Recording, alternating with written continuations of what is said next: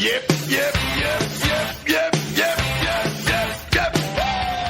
this is the Finnish Football Show. Thanks for joining us again. This is Finnish Football Show 24. I'm Mark Wiltshire from Explore Finland, and we have a challenge. We are live today, not on YouTube, because YouTube changed their program. They changed their features, and it's much more complicated to set up our live stream. Thanks, YouTube.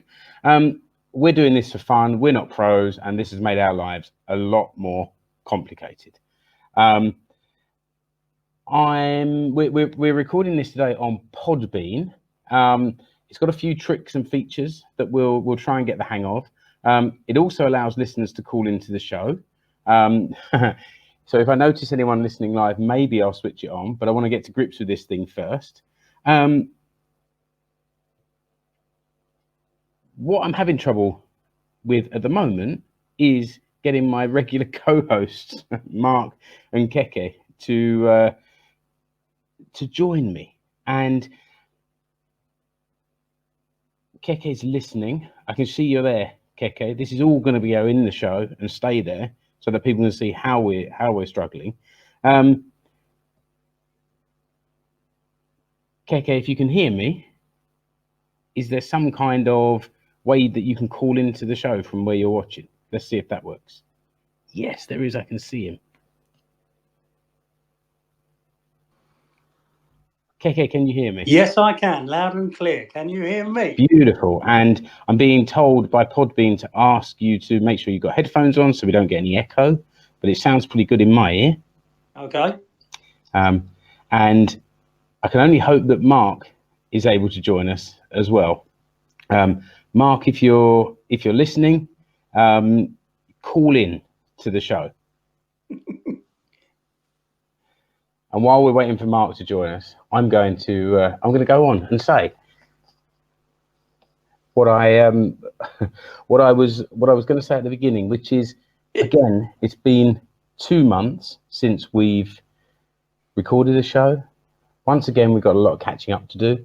Last time we discussed the new format of the Veikkausliiga, and we've now reached that split where the league kind of splits into 2 halves. So we'll recap what that means, and we'll look at the standings after the first 22 games, and we're now into this kind of new format of the season. We'll also talk about the recent Euro 2020 qualifiers, where Finland played against Greece and Italy. This time it's Mark's turn to provide the first-hand eyewitness account from the Italy game in Tampere, so he didn't travel quite as far away as Keke has before. And we'll also look forward to the games in October against Bosnia and Herzegovina and Armenia. So we also have to talk about Teemu Pukki. We talked about him in the last show about his new contract with Norwich City in the Premier League, but now he's lighting up the Premier League, I think, above and beyond all of our expectations. And we also have to take a look at a young Hulkia, a young international Finnish player, Marcus Forss, who has moved to my team in the UK, AFC Wimbledon, on a 1-year loan. So I'll share a little bit about that as well. We also have the regular features, Jasilla Sipuli, and the following feature, as well as the ever-present news feature to start with. So I can see Mark is in there. Mark, if you can hear me, call into the show. There must be a button there somewhere to call in. Keke found it. And as soon as Mark's in, we can go into the news feature. I'm ready to welcome him. Mark, if you can hear me, it's the little mic app down at the bottom of the screen. Beautiful, he's found it. All right. Are you there, Mark? Can you hear me? He's in.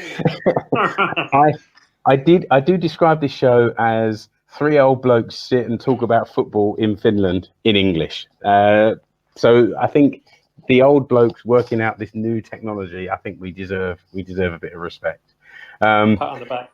we've got if everything does go well, and I think it's only taken 5 minutes to get all three of us in there, so that's good. Good going. We'll upload a video to YouTube. There's no visual. This is kind of weird for us, Mark, as well. We've recorded all of these shows with video before. Now it's just audio. So we'll have to do a little jiggery pokery to create a video to upload to YouTube, but we'll keep the videos coming there. Some people like to watch it on YouTube. And if you're listening and you can hear this, then at least we've managed to record something, and it looks like it's going okay so far. So we still want your input if you're listening live or listening afterwards. So podcast listeners, use social media to get in touch with your feedback.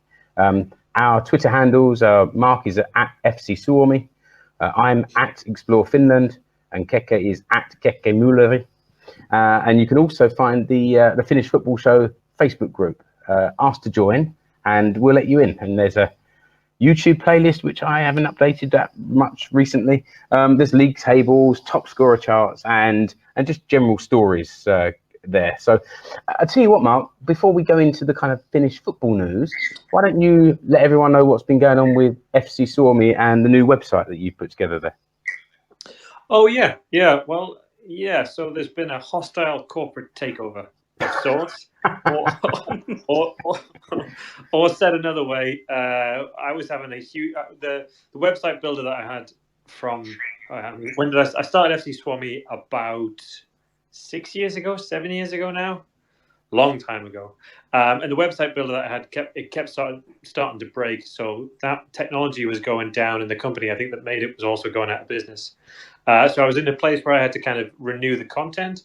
But instead of renewing the content, we had a nice chinwag with the fellas on the call, and yeah, we built up the Finnish Football Show's new website. So I'm in the process at the minute of migrating some of the content from the old save files over from FC Suomi into the Finnish Football Show. But there is now a finishfootballshow.com where we attach notes from the show and recordings and updates. That's also where the last two match reports are from the Greece and the Italy game. I think the latest thing that was updated was FIFA rankings and latest transfers, because there's been a bunch of guys on the move. So yeah, the finishfootballshow.com is up and running.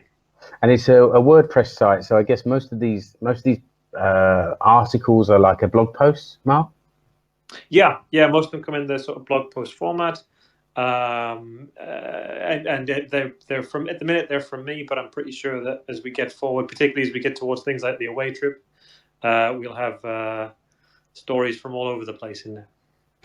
Yeah, that'd be good. And also, I'd say to you, Mark, remember to like share them in the Facebook group, because your last website wasn't that shareable, as in the individual articles, but each one could be shared. So whack them up on there, and it'll help get more people coming over, and it'll also remind people like me that hey, there's something new to read or to watch. So, but yeah, good stuff. We had a bit of a planning meeting the same day that we recorded the bonus edition of the podcast. We took a tour around the SAK Stadium. We did a bit of a planning meeting while I was making dinner for the whole family and having to walk the dog and all this nonsense going on. We managed to get some sort of plans together, and what you went away with from that meeting and what you've put together, I think it's a huge step forward, and it looks good over there. Thank you very much. Yeah, it looks good, and I also got an ASICO Match 1 shirt to boot, which was a nice prize for the day. Yeah, you did. And there's a picture of that in the show notes. That's on explorefinlandpodcast.com. I think what we'll have to do is somehow rationalize what we've done and published before on Explore Finland and what you've got going forward, and try and make sure that all the Finnish football stuff is in one place for people that come to the show a little bit later. But we'll announce that, listener, when we get around to doing it.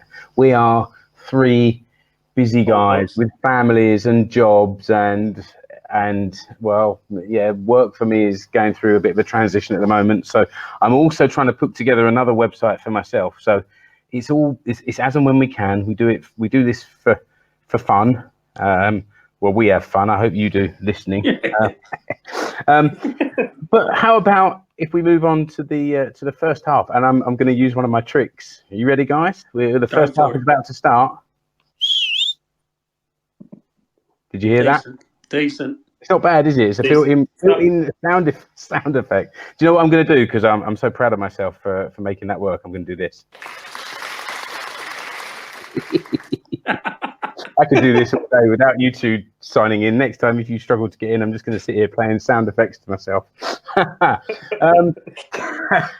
Keke, you as a well, I won't say long-suffering, but a recently suffering fan of JJK Uvascular, had some tough times that we talked about in previous shows, but things are looking up at the moment. Why don't you let everyone know what's going on there? Kick off the news with that. Yeah, they certainly are. Well, as we all know, Core went through a bit of a tough time, and parent company had to disappear and all sorts of things. But they've cobbled a team together. Currently flying in the Keski-Suomen Kolmonen. Back into last week, beat local rivals FC Blackbird in a big derby game. Harju Stadium was full up again, and Core come out 3-1 winners to go top of the league. So it's all rosy in Uvascular again, and we're looking like a promotion to Kakkonen is on the cards. So all the boys down there are very happy, and watch this space. Core will be back soon. Good stuff, and it's a long road back from Kolmonen all the way back up to at least Ukkonen, where they deserve to be fighting for a place back in the Veikkausliiga. Yeah, but couple of years, watch this space, we'll be there. Good stuff. And Mark, did you have some breaking news? You always have some breaking news that's come through just in the last hour or so. No. I mean, the latest news as we stand today is these in a bit of controversy. So Jari Litmanen's been commenting about Qatar, and he's doing what most old pros are doing at the moment, which is sort of towing the FIFA Palloliitto line of saying that Qatar's quite a nice place. I've been there myself. It's very interesting, and there's lots to see. Massively ignoring the fact that it's going to be 40 degrees like it is now for the World Athletics Championships when the World Cup comes around, and ignoring the fact all of their political situation and their views on things like homosexuality and the rest of it. So it's a bit disappointing, but I don't know. I think Litti and everybody else in that space they're in a hard position, because that's FIFA's decided to stick the World Cup there, so there's not really much else that they could do. Like, you can't go out and say you can't do a Riku Risky because he's part of the Palloliitto, unfortunately. So it's part of the job. But I was watching the Athletics the other night, and the stadium's empty. I mean, I know they're running some of the longer distance races during the middle of the night just to keep it cool enough, but makes you wonder about the World Cup, if they're going to have, I don't know, like Qatar's 8 or whatever stadiums. Qatar's I think it's only got it's 1.5 million, 2 million people, and it's only 100. It's about 100. Is it 100 square miles, something like that? It's a small. Qatar is a small place, that's for sure. So it's tiny, that place, and there's not many people there, and yet they're going to have to host a World Cup, so that's going to be fun.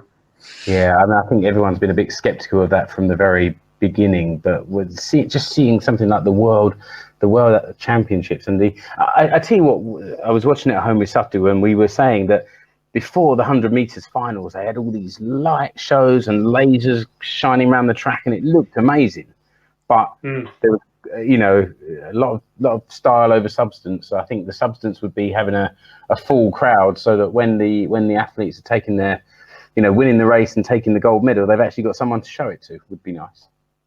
Yeah. My story was something I think we touched on also in the last show, which was about Moshtag Yagubi, also known as Mossa, who I met in the summer and had been playing at Assikor, and I think we talked about about how he was quite a frustrating player, very, very talented, but not as effective as he perhaps should be. And It was announced this week that he's left SJK Seinäjoki as of now. There's been, I think, some issues with injury and with I don't know, with health and maybe with feelings of burnout and things like that. So it's sad that he's gone, but I hope he manages to find himself in a happier place. When I spoke to him, I said to him at the time, "It looks like you're really enjoying yourself out on the pitch."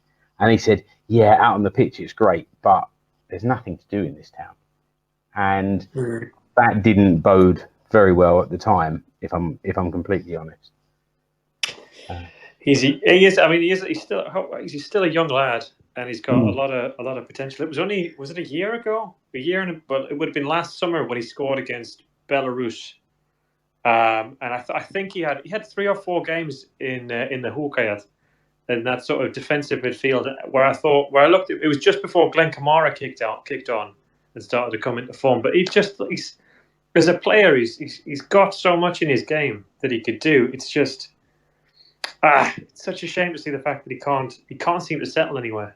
Yeah. Has he gone anywhere, Mark, or is it just termination of contract? No, all I read and all I heard was that it was kind of mutual agreement. So I guess if he was unhappy and he wasn't playing, and when he was playing, he wasn't playing well, then there was an instant where he was out of the team, injured, and on the day that the first team squad went one direction to play a game, he went down to Helsinki to see friends or family. And there was a bit of kind of a social media outcry about that. I don't think there was anything sinister in it, but it just didn't look good to the fans. So I think it's just, it didn't work. I mean, hey, it's not the only thing this year that hasn't worked at Seinäjoki. Maybe we'll get onto that a little bit later. And on the flip side, Mehmet Hetemay signed for another year. And also the Brazilian defender Nadson just announced today that he signed for another year. And part of the problem at Ashiko in the last month or so is, like most of the season, we've been not scoring enough goals, but actually not conceding many. And he's been out of the team for maybe a month, and we've started conceding many as well. So I think if we can get those two signed up, this kind of cliched spine of the team, then it might give something to build around next year. But I think, can you believe it? There might be a bit of a clear out and lots of new players coming in the close season. It's like Groundhog Day. It worked last time. Oh, well, yeah. You say worked. We have to define this word, worked. But let's leave my bleating alone until we get a little bit more down into the Veikkausliiga. How about if we, without any sound effects, if we move straight over to talking about the recent Euro 2020 qualifiers for the Finnish men's team. This was in early September, so a few weeks ago. In a way, I'm wondering if we should even really have a news section. This podcast comes out so infrequently that the news is so fleeting, and so much stuff has happened in the meantime. But the most recent games, Finland played first Greece at home, and then a few days later played Italy at home. Both games in Tampere. They beat Greece 1-0 and then lost to Italy 2-1. I was travelling for business for the Greece game, so I only saw the second half perched on a stall at my departure gate at Helsinki Airport, and I did see one other guy watching the game there as well before we got on our plane. But I don't know, Keke, if you saw it, but Mark, but either of you, what did you make of the game? Yeah, well, I mean, I was there in Ratina, and it was on the pitch. It's quite weird. Off the pitch, it was brilliant. Like, I think we took the full house again. Nice summer's evening, roughly speaking. Fans were in good mood there. Everybody basically expected us to handle them. The Greeks who came up with a new manager, and fundamentally on the pitch we did handle them. And it was pretty easy. The game itself was a bit of a damp squib in the end. But yeah, in the stands, we were all just cock a hoop. We just thought this is. I mean, this there's a lot of guys that can barely bring themselves to talk about it out loud. But we're looking good guns. We didn't look really in danger for any of the game. And I think at least the bit that we were all sort of scratching our heads about was Greece turned up to sort of counter-attack, and they were a little bit all over the place. And then we got the penalty in the early part of the second half, and then everybody was just waiting, including Canova, for Greece to kind of mount an attack, and they never really got going. Did you see the game, Keke?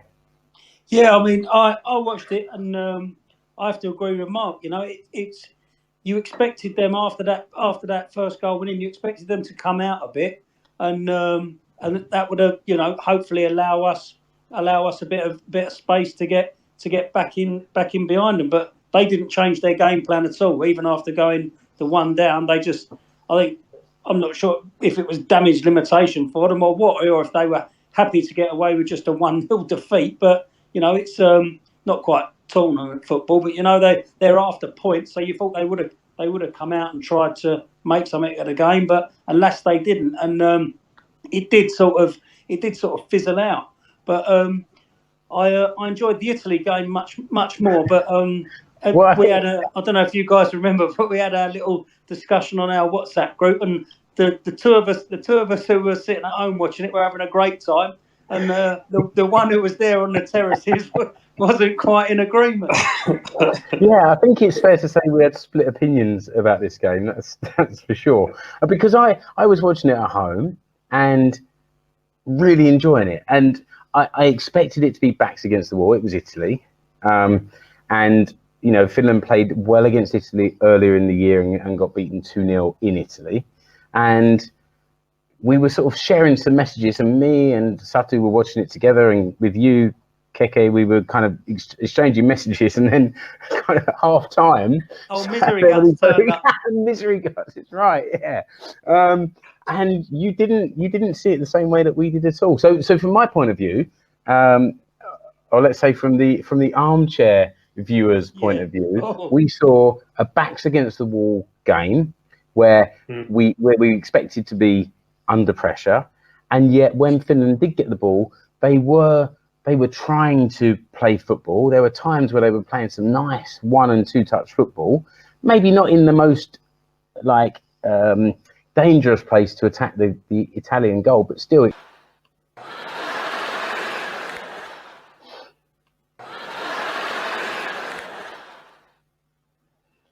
And the canned laughter is once again for technical problems. I'm sorry, my tone is a little bit more down because the technical problems are getting us down. While we're waiting for Mark, Keke, what do you think? While we were watching the game, why it was so different for us, our perspective of it? Yeah, I'm really not sure. I mean, as I said, I don't know if it was the camera angle or the aspects that we were watching from. I just honestly thought that we were holding our own against them. And as we could see by Mark's venomous text messages back, he thought something completely different. So yeah, maybe we'll try and get his opinion now. Mark, are you with us? I think I am. Are we okay?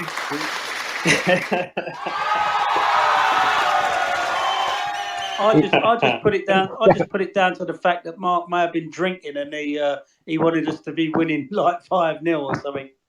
No, maybe it so. was something like that, something to do with the crowd around you influencing it. But go on, Mark, tell us how you saw it. No, I think again the crowd was in good spirits. We were all pretty happy that we were surviving. But we all kind of knew. I think one of the things that you can see from the stands is Italy are a top quality team, right? So they had quite many chances that like guys like Arayuri or Toivio had to just throw themselves in front of the ball or like bundle a guy over in the box, where you look at it and you went, oh Jesus, like an inch this way or that way, and it deflects either into the back of the net or into the path of somebody that was unmarked. So I think far more than I think maybe came across on the telly. They always had a guy over. They always had like an extra man breaking from deep or wide, and they had so much energy. It was a thing. It was incredible to watch how quickly they could get from their own 18-yard line to our 18-yard line. They could get there before the ball, like almost. So we couldn't move the ball up the pitch as quick as they could drop back. And that Italy team, it was athletic. It was really technically very good. We had a whole bunch of chances that we had guys just throwing their bodies in the way, and we all thought at halftime like it wasn't going to last. We were right on the edge. We needed to nick something and then get like incredibly lucky. I think having said that, it was, we did well. We did do well. We did as well as we could. But that Italy team, when you watch them live, man, they move like they close space. They harass your opponents. They can shoot from distance with power and accuracy. It was frightening to watch. It was genuinely frightening. But then they only managed to beat us off of a dodgy penalty. That I tell you what, like we all saw it. So when you see it like live, like first time, you look at it and you go, "Oh, I don't know about that. I don't know about that." And then they showed it on the big screen. You could see it on the big screen in the back corner, and we all thought, "Oh, Jesus!" It was. He was. What was he? A yard, 2 yards away, arms down. Yeah, the shot facing away from the ball. Away from the ball, hits him in the midriff. I think it happened so quick that we were all thinking probably benefit of the doubt to the ref. And then when you look at it slowed down, it's shoddy. I wonder if anyone really understands the offside rule anymore. I have no idea. When I watch football on TV, highlights or whatever, they show it, and I can never say anymore. I used to be able to sort of say to Satu, this is why or that is why. And when it comes to handball, I just throw my hands up now and say, wait and see what the referee or the video in the sky might say. Yeah. It's just, a lot of this, it's a hard thing because what they're doing, I think, is trying to get rid of common sense. And I think common sense, in any game, in any league, anywhere in the world, that kind of thing, you just know that he's too close. Like, he's too close to the ball to react or to move out of the way. There's nothing, he can't do anything. There's nothing he can do to get his arms out of the way. The way I see that new handball rule, it's almost as if, when you get your kids and you're playing in the park and you used to just flick the ball up at the defender's hand and just say penalty ref, You're getting into that situation, aren't you? Yeah. That's the next one. It is tough. That said, for all the doom and gloom from the terraces, it's not looking that bad at the moment. I'm looking at the Group J. They played 6 games. There's 4 more games to go, and Italy are top of the table with 18 points. They've won 6 out of 6. Finland are second. They've won 4 out of 6, and the 2 they've lost are to Italy. Yeah. So if they can keep that winning performance against the other teams below them, they've got to play them all again, basically now. So upcoming games in October. So in a couple of weeks' time, Bosnia and Herzegovina are away, and then Armenia are at home. And Keke, you're going to Bosnia, and you got a little bit of something to tell about that, have you? Yes, I am going to Bosnia. I'm looking forward to that. The hotels, buses, flights, all tickets, all sorted. There's I think there's around. Well, the first ticket issue was around 300. I think there might have been a few more tickets issued after that because the Palolito was a bit like, we've been overwhelmed with demand. I think it's a 10,000. The game's being played in Zenica, so most people, including myself, are based in Sarajevo. So we've got to get the SMU called bus through to Zenica on the day of the game. But I think there's the stadium's like a 10,000 capacity stadium, and they offered us 300 tickets. So I think we may have got a couple of hundred more, but it's we'll certainly be in the minority. And as everybody's aware, the Bosnian fans are quite passionate. So we'll see how we get on. But I'm looking forward to it. I think if we can get any sort of result out there, it really sets us up, and we really could, don't know if I'm allowed to say it, but we could be on our way, No, you're not allowed. You're not allowed to say it. We want to believe, but we won't believe until it's actually happened. Yeah. But you're right. It's looking really good. Armenia are third with 9 points, and Bosnia are on 7 points in fourth. So it's not done and dusted yet. But a record of played 6, won 4, lost 2. The thing. And kind of goals for 8 and goals against 4. So it's all positive and building on last year's Nations League, which is fantastic. The Armenia game looks, I mean, because of their recent results, the Armenia game looks like an important one now as well. I mean, Bosnia first. That's the I think if we get Bosnia away, if we get anything out of that game, I think we're done. Because I like Armenia, but they've also got Italy and Bosnia and Greece to come. Greece, they'll eventually get started. Bosnia, if we can keep them off, they'll still be pretty angry. And Italy, I reckon, will probably win every game they've got going in the group until it's done. They sacked their manager, Bosnia, didn't they? Yeah. Sacked or quit. I can't remember which, but yeah, they've got a new manager, and he's obviously this. Am I right in saying this will be his first game, Mark, or is this his second game? No, I think this is his first game because it was the Armenia game where that's it, where he moved it, which means I think it's so it's the second new manager in the group because the Greek manager he was a brand new manager. So you never know. Those two games were sort of middle of October. Bosnia away on the 12th and Armenia at home on the 15th. So maybe, just maybe, the Finnish football show can get together towards the end of October, review those games, and actually have a look at what happened at the end of the Veikkausliiga. What do you reckon? No, yeah, sounds good. And hopefully we'll all be cracking champagne on. Well, let's hope so. How about if I call that halftime?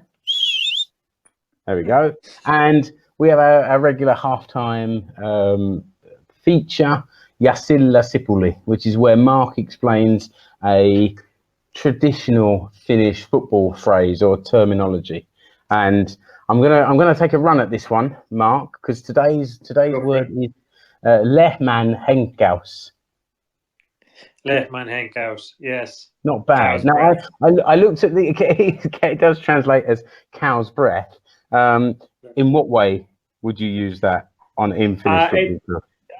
It's just the general smell of footballers' bad breath after a game. Oh, man. Which is a weird. I mean, it's a weird one, but it's part of. It's part of sort of Finnish football culture folklore, and I'm not sure if it's from the docks or from wherever. But yeah, it's a common saying that footballers have bad breath, and it's the lehmän henkaus is after you've been running around for 90 minutes, it's what you've got left. That is absolutely horrific. Thank you for bringing that to our attention. I'm going to call the end. It's a step up from the last time. Yeah, it is. That's true there, but only very, very slightly. And we're not going to go over that. If you want to know what that was, find the previous episode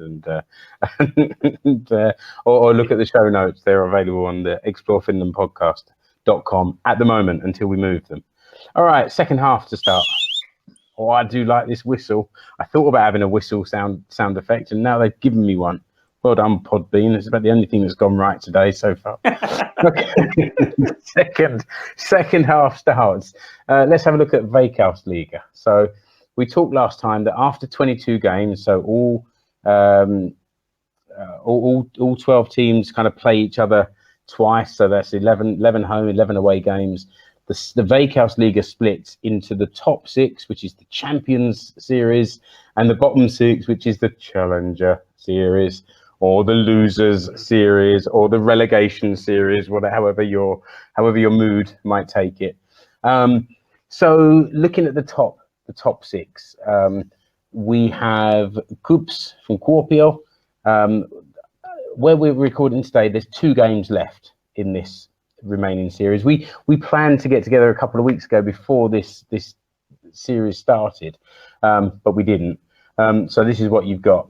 2 games left. Coups are 4 points clear at the top. So 1 win would see them named as champions this year and get the Champions League place, which is fantastic. I saw them play at Seinäjoki a few weeks ago, and they were really solid. Not really anything spectacular, but just they weren't going to lose that game. That was quite clear.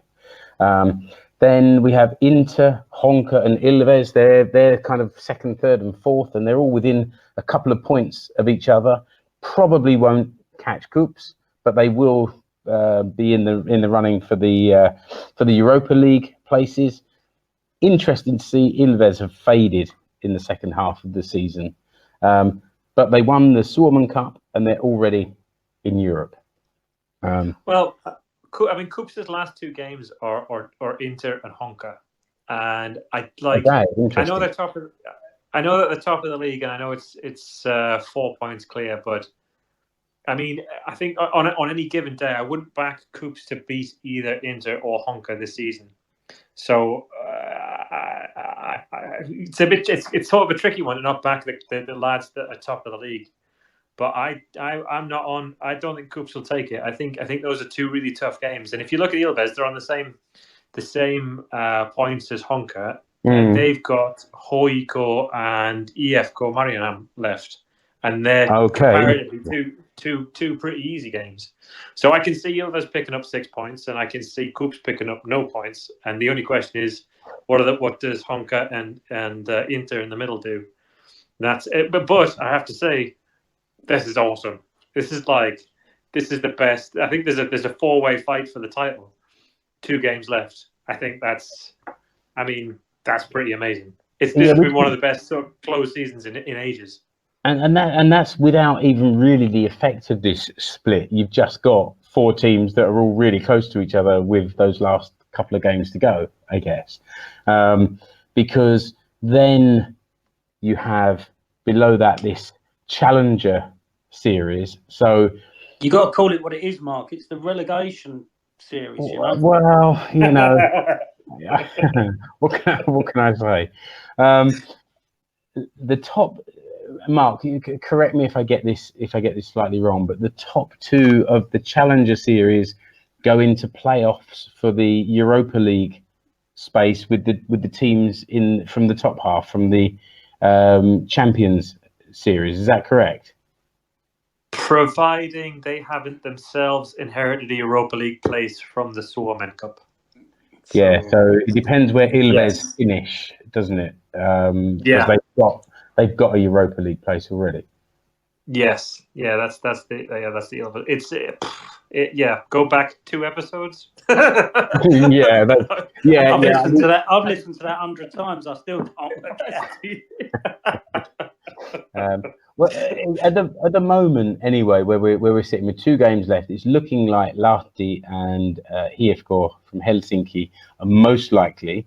Asiko still have a slim chance of breaking into the top 2 of the bottom division. I mean, how you can possibly have the season that Seinäjoki's had, and with 2 games to go, still be within a chance of a playoff to get into Europe is beyond me. Mm-hmm. But that's where we are at the minute. Below that, you have Robs from Rovaniemi, who look like finishing, I've written here, safe but nowhere really. And I think both Asiko and Robs are lucky that it's VPS and KPV this year. If it had been, do you remember when PK 35 came up, when Honka came up? Yeah. And they just sort of, when Hifki came up and they sort of burnt through the league, you're incredibly lucky. On another season, Asiko could have been in severe trouble. Yeah, I think so. And I think the problem is quite clear to see that they don't score any goals. I mean, they've scored 18 goals in 25 games. We had a shot on target in the 7th minute the other day, and we went nuts. I said before, up until the last. Oh, bear with me just 1 second. Carry on, chaps, will you? Yeah. Yeah. What were you saying, Mark? So yeah, SG cause lack Yeah, of they're goals. yeah. You've only got to look at the teams around them. Goals for 28, 32, 22, 26, 25. They're the lowest scorers in the division by a mile. Yeah, and I mean it's corporate. It's nice to see Cork got back up, but they haven't really since coming back up. They haven't really hurt anybody. They haven't really threatened to be anything other than the team propping up the league with VPS. So it's a bit like those two bottom places have been booked for I don't know 3 months already. Yeah, I'm back. Sorry, chaps. How's it looking? Go on, Keke. What were you going to say? I was just going to say, like with those two teams at the bottom nailed on to go down, how's it looking, Ukkonen? Who's looking like to coming up next year? And you reckon if they can make any sort of impact? Yeah, it's Hucker have won the league quite comfortably, 15 points clear, and then TPS Turku were in second, and again they were 13 points clear of third. So I guess TPS will play KPV in that kind of relegation promotion playoff. I haven't obviously seen TPS. They went down last year. It looks like they're bouncing straight back up, or at least into this playoff position. It's difficult to say, isn't it? They've obviously they're a division below. They've scored 44. They've let in 22. Korpive almost the opposite. They've scored 19 and let in 39. So you'd have to say on form, maybe you'd go for TPS, but. That's the way that's sort of settled up at the top of the Ukkonen anyway. And it's in one thing I was going to say. I bumped into a friend the other day who's connected to the club, to Asikor. Not anyone that's been on this show before, so no guessing who you think it might be. It's not someone that we've had any dealings with before. But he said that Brian. So in the last few games, Brian Page has stepped up from the academy again to sort of take over as caretaker for the team, for the first team. And he said, what's noticeable is that there's a smile on the face of the players again, which apparently have been missing, which was interesting to hear. But that smile certainly hasn't been transformed into much better performances, or at least not into better results. The performance the other day, the first half, was reasonable. I mean, and reasonable is what we're clutching at now this season. There was some decent football, passing football and playing out wide. Nothing in front of goal. Absolutely nothing. So Brian might have brought a smile to the faces of the players, but nobody's brought a smile to the faces of the fans. Yeah, it's not pretty, and I'm looking forward to this being over, and we can try and rebuild again. Well, that's it. You just got to put this season behind them, and try again next year, haven't they? Yeah, and how many seasons have we been saying that? Like. Ever since winning the Veikkausliiga 4 years ago or whatever, it's been okay. Put this season behind us and build again next year, and we've got some more of that to come. So, just to mention for the top scorers, so he's been at the top of the charts pretty much all season. Filip Valencic from FC Inter, 15 goals in 25 games. Then Lauri Alamulamaki from Ilves, 12 goals in 24 games. And in third place, Martin Borjas from Honka, 11 goals in 24 games. And fourth, last one I'll go now, is Timo Furuholm from Inter with 10 goals in 23 games. So there's still a bit of a battle there, I guess, to see who can get the golden boot, but it's looking like it's going to Inter. For this season, they've been Inter and Cubs. Obviously, they're the top two teams, and they're the ones that have scored the most and let in the fewest. That's kind of how football goes, isn't it? If you score the most goals and let in the fewest, you're going to go pretty far in life. Deep. So, Deep insights.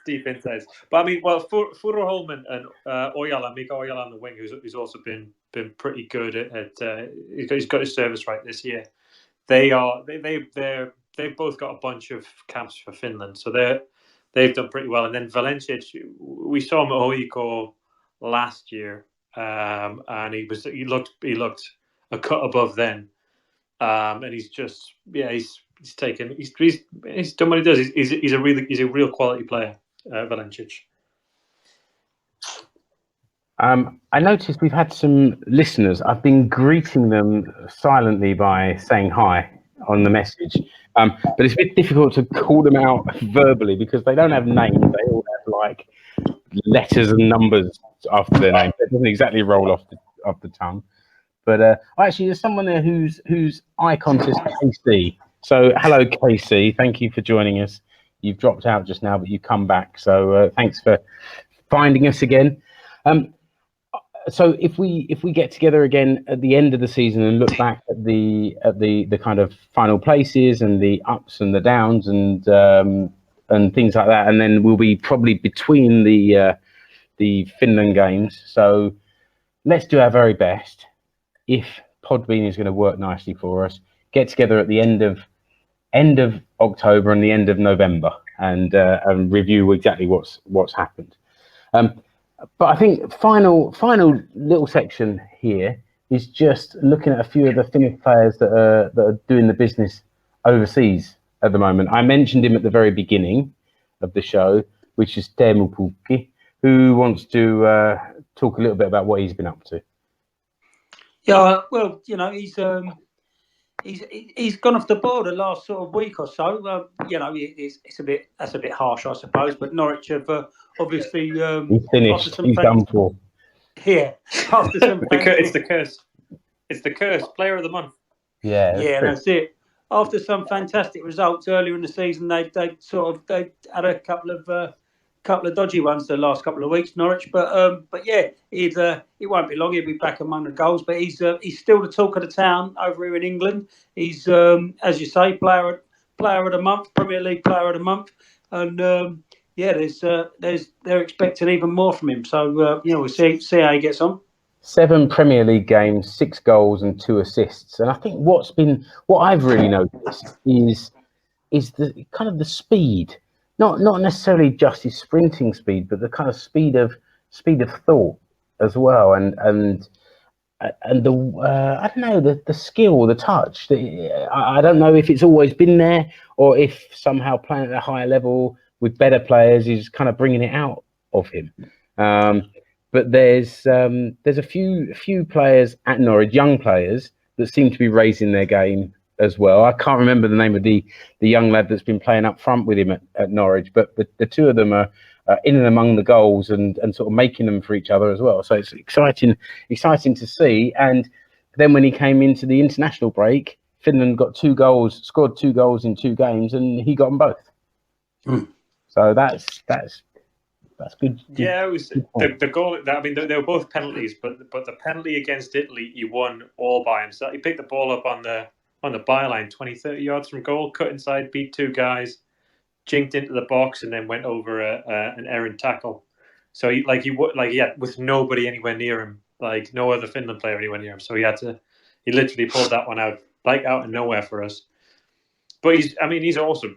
There's an interview with Keke Armstrong and Alan Shearer for Viasat, which is on YouTube, which you can find on YouTube. And Shearer talks about Pukki for a couple of minutes about what he's seen about his game, which I'd recommend because if you're taking compliments from Alan Shearer about being a Premier League striker, you're doing something right. Yeah, true that. He knows what he's talking about.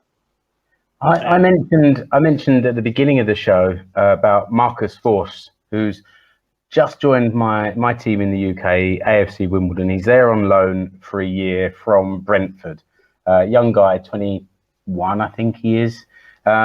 And he's come into a team that's struggling, a very young team. Wimbledon's a small club, really probably punching well above its weight. And doesn't have the budget, and I'm a bit bored of hearing people bleating on about budget. But for that reason, the squad is young, and it's not doing very well. They've played in total 11 games, and they've lost 8 and drawn 3. So they're right down the bottom of near the bottom of League One. But Marcus Forss has come in the last 4 games. He's played 4 of the last 5, 212 minutes played, 3 goals scored, 1 yellow card and 1 red. So that's why he's only played 4 of the last 5, because he's already shown his marching orders. But I think he's already making an impact. So it's another club that needs to tighten up at the back, and then maybe the forwards can start grabbing a few goals and turning those defeats into draws and draws into wins. Did he get one of his goals against the other mob franchise club? Yeah, he did. He came on as a sub towards the end of the game away to Franchise FC in Milton Keynes, and he did score, and he would have made himself an absolute legend, I think, if it happened to be the winner. Unfortunately, it was a consolation in a defeat. So it's but he's played probably 3 full games, or maybe not even full games. There's been sort of a couple of sub appearances and a couple of games being subbed off. So I think 3 goals in just over 3 hours of football is pretty good going at the start with the new club. So good work, Marcus Forss. Keep it up, please. For God's sake, keep it up. Keep us up. And he signed a new deal with Brentford, didn't he? Just before he went on loan. So yeah, I believe he did in the summer, and then he came to us on loan. So and if you perform for AFC Wimbledon, good things happen to you. Last year we had Aaron Ramsdale in goal for half the season, and now he's the first choice at Bournemouth and doing good stuff in the Premier League as well. He seems to be considered to be one of the reasons that Wimbledon stayed up last year, not just his performances, but the kind of the character and the spirit and what have you. So it's a springboard. It would be nice to see Force spring his way up through the divisions and maybe into the Finnish team as well. Let's keep our eyes open on that one. There's another Finn doing his stuff in England. Anssi Jaakkola, who's keeping goal for Bristol Rovers. He was in the EFL Team of the Week this week. Okay. Hold on, again, Bristol Rovers. So he was in the team that beat AFC Wimbledon at the weekend. Brilliant. Yeah. I'm not cheering that. Down with this kind of thing.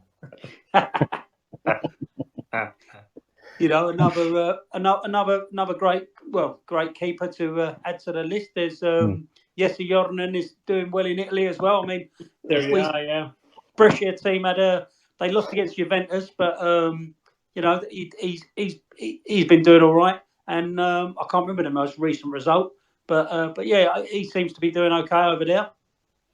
And what about Lasse Lappalainen in MLS?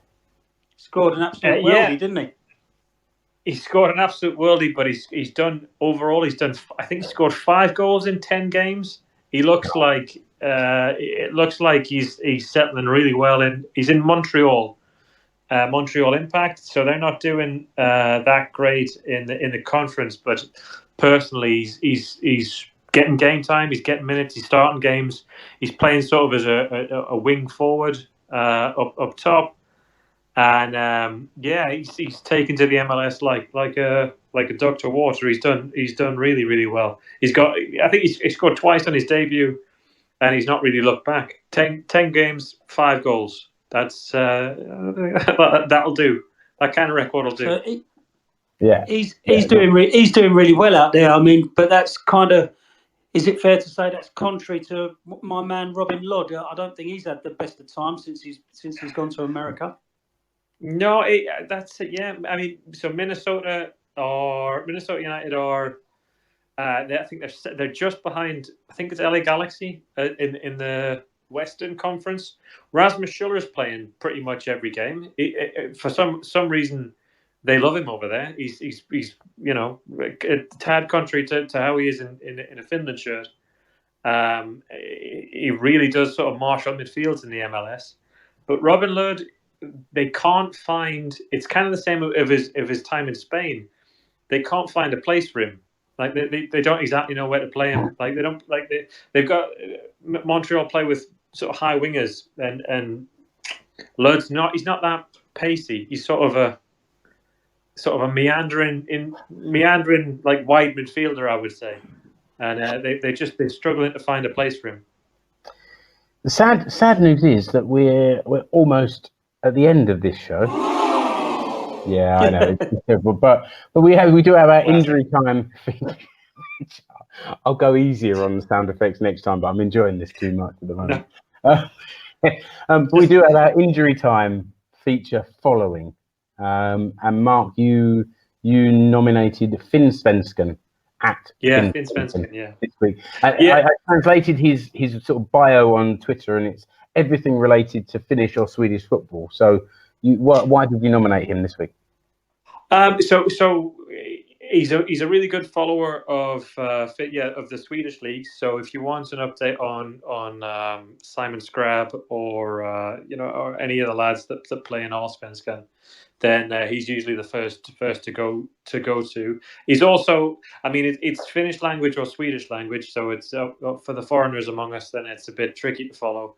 But he's usually really funny, and he's just one of those guys. I've been following him for a bunch of years, and he's one of those guys that quite often has his tweets sort of co-opted, like by Futis Forum or Suomi Futis or whatever. Like they usually take his stuff and like his tweets or his memes and pass them off or try to amplify them. So he's a funny guy and he knows his stuff, particularly about Allsvenskan. Good stuff. And so if you check out Finnsvenskan and decide to follow, then let him know that we sent you over there, and maybe he'll repay the favour and share a little bit of what we're doing over here. Did one of you just fall down the stairs? He might invite you for fika. And that's it. Full time. End of the show. I normally remind the listener to find and follow each of us individually, but this week I have only one instruction. Head over to the new Finnish Football Show website. What was that address? finishfootballshow.com. Well done. And Mark is and also find us on Facebook. We've got the Finnish Football Show group. It's a closed group, but we're quite open. We only kick people out if they come on there and start to spam us, or if they're kind of sex bots. I've banned a couple of those in recent months as well. We don't want automated sex bots. Yeah, I did. Yeah, because it's not that. What? It's a family Facebook group. We don't want any nonsense. So we'll try and get some kind of video and put this up on YouTube. But also you'll find us listed on Podbean. This is Finnish Football Show 24, and there's two parts because the tech broke partway through. If you're listening to this as a podcast, hit subscribe on there. This will be out a few days after recording, and if you're listening on a podcast, clearly it already came out. So, Mark, thanks again for persevering with me. Yeah, no problem. Cheers. Thanks. Always fun. Speak again in a month or so, and same to you, Keke. Take care out in Bosnia-Herzegovina. That's the plan. Hopefully, I'll come back with a win. Yeah, well, if you don't come back with a win, then don't come back. Yeah. But until I've been messing around so much with me sound effects, I haven't got my music lined up. So here we go. Until next time, thanks for joining Finnish Football Show. Bye bye.